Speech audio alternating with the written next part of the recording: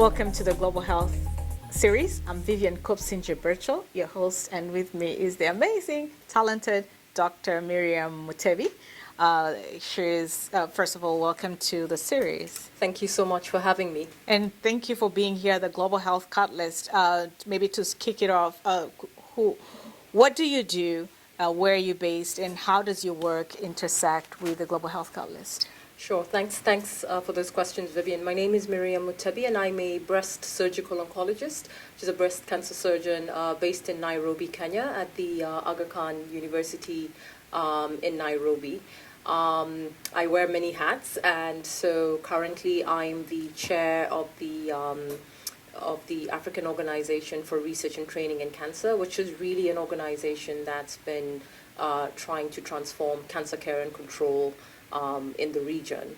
And that has been one of the areas of intersect, especially for, and why we're quite keen to be a part of this Global Health Catalyst event, because what happens is, Vivian, that especially in many parts of sub-Saharan Africa, we do know that we are having an increasing incidence of cancers. We've noted that our incidence has almost doubled in the last 30 years, and that's due to a number of factors. But I think what's even more alarming is the number of deaths, and it's really around how do we shift narratives around that? How do we reframe or restructure our strategies to actually mitigate this emerging crisis? This is a perfect theme. It perfectly aligns with this year's theme, the Cancer Moonshot 2.0, which is really trying to expand the goals of the moonshot to sub-Saharan Africa and to the rest of the world, actually. So how do you see your work in organizations working collaboratively with the global health? I think it's important first of all, we applaud the initiative to expand the Moonshot Initiative. It's very timely. What we are advocating as well is what we call a ground shot approach, or which really, simply put, is even as we're reaching for the stars, let's stay grounded. And what do I mean by staying grounded? The reality is that many patients in the world, especially in low and middle income countries, lack access to the basics of cancer care. And we do know that what does make a difference in terms of the overall outcomes are really the core pillars of treatment, which is basically chemotherapy or targeted therapies, radiotherapy services, surgeries, and surgical services. I'm going to go on a bit because I think one of the missing pieces, and we sometimes say surgery is a neglected stepchild of global health and global oncology, because what we do know, or what many people may not realize, is that 9 out of 10 people, Vivian, have no access to safe, timely surgery. Now, if we think about that in the context of cancer care, what's not intuitive to many people is that surgery is one of the major pillars of cancer control, and it really goes across the entire spectrum, whether it can be preventative. For instance, you have a polyp and we remove that so it doesn't turn into a cancer. You have, it can be diagnostic, we take a biopsy. It can be curative, where you have maybe a tumor and we resect it completely. It can be palliative or supportive, where we sometimes, if you're having like a large tumor that's causing or improving your quality of life, or impeding your quality of life, sometimes we actually remove it. It's not that we might not necessarily, change the overall outcome of the disease, but we can definitely give you quality of life. And it can be reconstructive. For instance, you've had a limb salvage and we're reconstructing or giving you a new breast. And so surgery really goes across the entire continuum. But I think many people don't realize that more than 80% of all cancer patients are going to require surgical services. And more than a third are going to need repeated procedures. So even as we talk about access to, treatment services, by access to treatment, sometimes we think about we've installed a radiation machine, we perhaps install new chemotherapy. It really comes down to the workforce, and I think that's one of the overall resonating themes, is how do we build the workforce? Because even when we give, say, for instance, chemotherapies or radiotherapies, what sometimes is the definitive treatment in terms of removing the tumors as a surgery. So if you don't have good surgeons, it doesn't matter how excellent your chemotherapy is, how excellent the radiotherapy is, if we're not able to remove it completely or remove it in a safe, effective way that's not going to increase your complication rates, then that's really a disservice to a patient. So really saying that it's important to have the entire spectrum of care. Right. And so you've mentioned so many, or glossed over so many areas of disparity that where intervention needs to happen. So in terms, if you had this huge vision about the possibilities of collaboration through the Global Health Catalyst, where would you want to see the emphasis? I think there's several areas of potential shared learning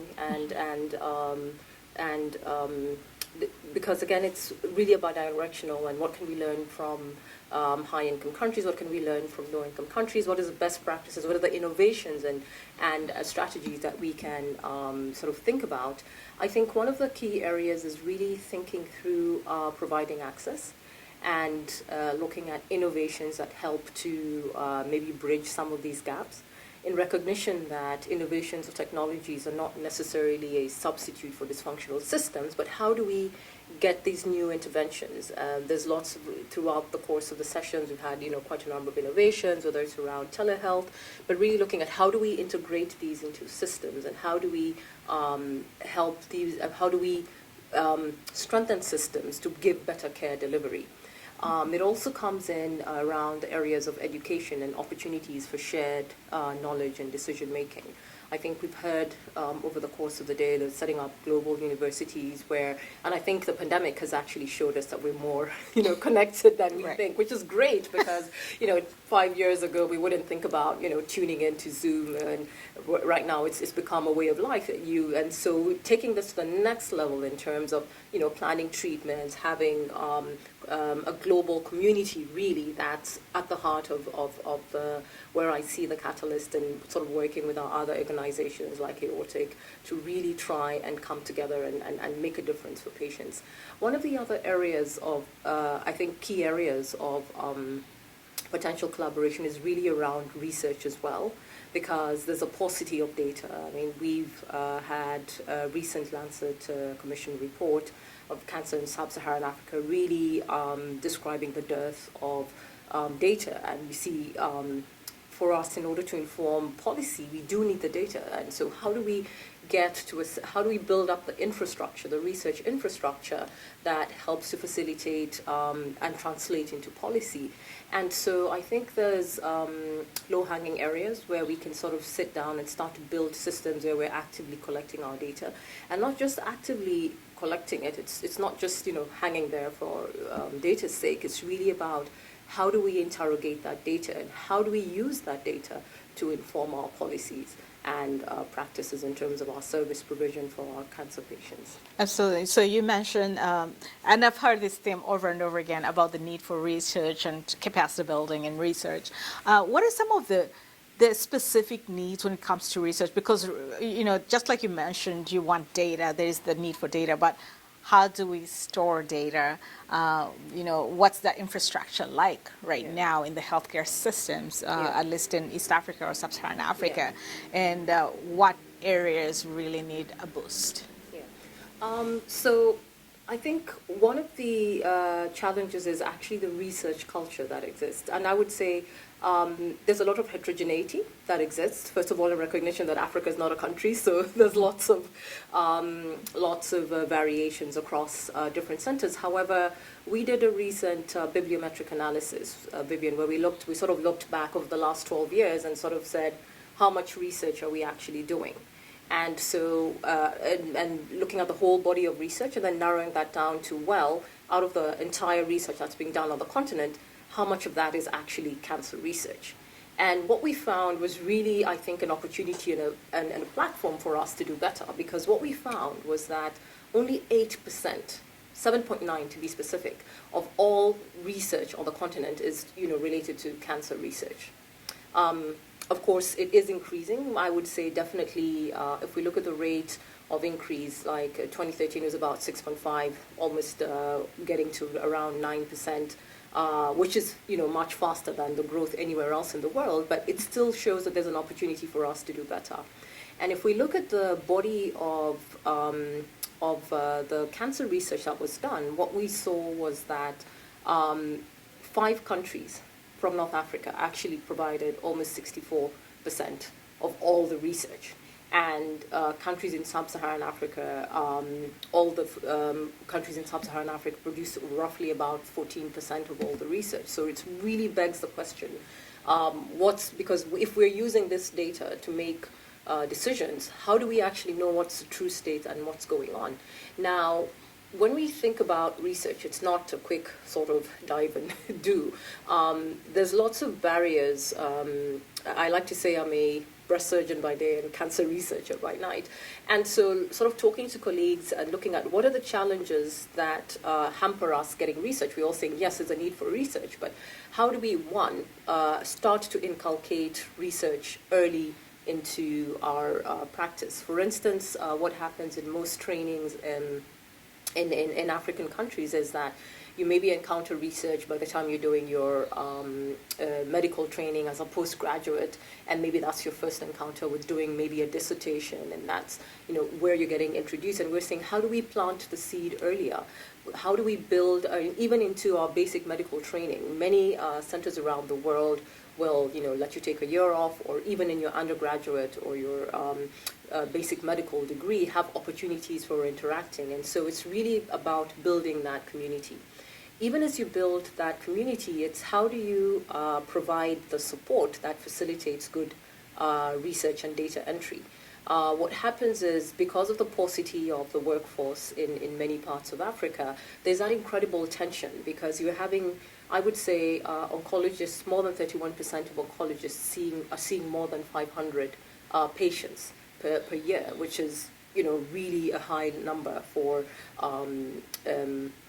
oncologists anywhere in the world. And it's how do you sort of get that tension between service delivery? You have these long queues of patients who need to be sorted. You're the only oncologist around for maybe a couple of miles. And then how do you still get time between all that to do good research? And good research does take dedicated funds, dedicated teams to actually support.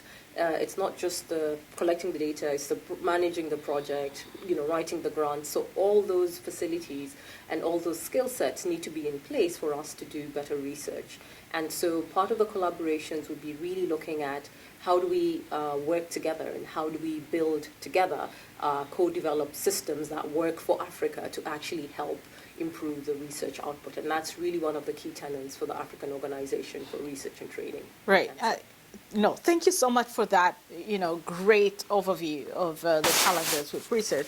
And one of the things that probably won't get much deeper into it, but it's the whole the matrix for measuring things, especially in Africa, because when we're talking about disease in general, or healthcare in general, there is this whole it's like a salad of everything that people can't differentiate whether it's cancer or spiritual or this. So it's harder to extract the data because of the cultural influence, the faith influence. Maybe just very briefly, and we can get into it some other time, but Sure. What has been your experience, especially dealing with cancer, with communities that their lifestyle is really a blend of culture, faith, and healthcare? I think that's not unique to Africa, but what we do see certainly around many communities is the intersect. If we look at patients in sub-Saharan Africa, we see that many of the patients are diagnosed with advanced disease and frequently do not complete their care. And this, Vivian, tends to be an intersection of a number of factors.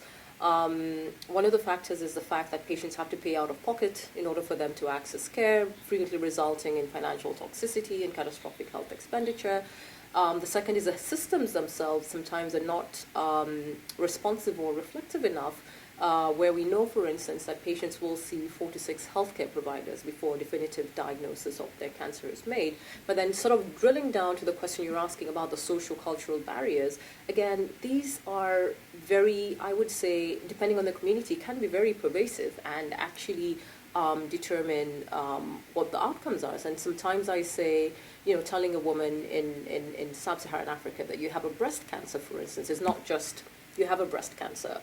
It's you have a cancer. You could lose your, you could lose your livelihood because people sometimes get, discriminated on, discriminated because they have a cancer diagnosis. You could lose your family because sometimes you go home and you say, honey, I have a cancer, and you're told, honey, there's a door, don't let it hit you on the way out. Yep. I mean, there are many, partners who are supportive, and don't get me wrong, but it's still, pervasive enough to be a problem. And in our research, because as I said, my other hat is a cancer researcher, doing a deeper dive into the barriers behind this, we saw there's still a lot of stigma that exists around a cancer diagnosis. So, and sort of going in, I mean, of course, some of our pre-biases that we acknowledged as researchers was that perhaps this was something to do with the level of education. And so we did studies across East Africa where we looked at both high income and lower socioeconomic status, and our results were actually surprising because it didn't matter about the level of education or the socioeconomic status. The stigma actually sort of trumped everything else, and so patients, irrespective of their level of training, of their partners, or their socioeconomic, would still get thrown out of their homes and lose their sources of livelihood. And so that's one of the aspects of the social cultural barriers. Again, you've touched again on the use of alternative therapies and faith. As I said, that's not unique necessarily to sub-Saharan Africa, and we see different variations of that across different continents, but it's also enough of a hindrance to accessing care.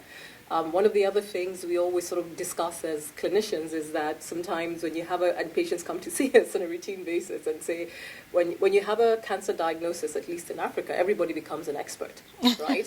So patients will come in and tell me, Vivian, so what do I eat?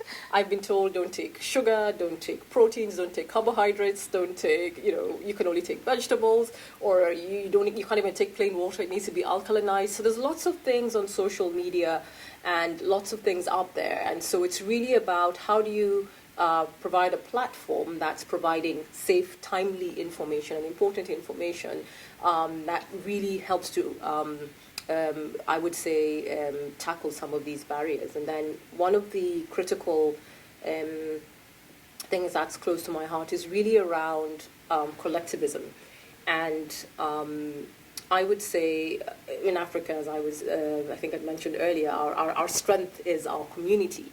But sometimes that's a double-edged sword, because what happens is, Vivian, you find that sometimes the patient loses agency. We've talked about, of course, Ubuntu and really having that community spirit. But then when the patient loses their own voice in that, it starts to become a problem. I'll give you an example as a breast surgeon. I frequently have patients who come in with early disease. And they sometimes, if it's a single isolated site, we have the option of either doing a breast conservation, meaning we remove just the lump, or we can do a mastectomy. And we sort of give both options to the patient and ask them to go home and think about them and come back. And then sometimes you'll come back with an entire clan, and there's the clan elder, and he's like, "We have decided," and we're like, "Who's we?" Who's we? Oh my goodness, Who's that we? is so true. Yeah. And you're like, so sad and true. And so it's like, we have decided she will have a mastectomy, and you're saying, but what does the patient want? And the patient's like, well, I would really like to keep my breast. But you see that this is the crux, Vivian. Unless we empower our patients, because she wants to keep her breast, but she's saying at the end of the day, they're the ones who are paying for it.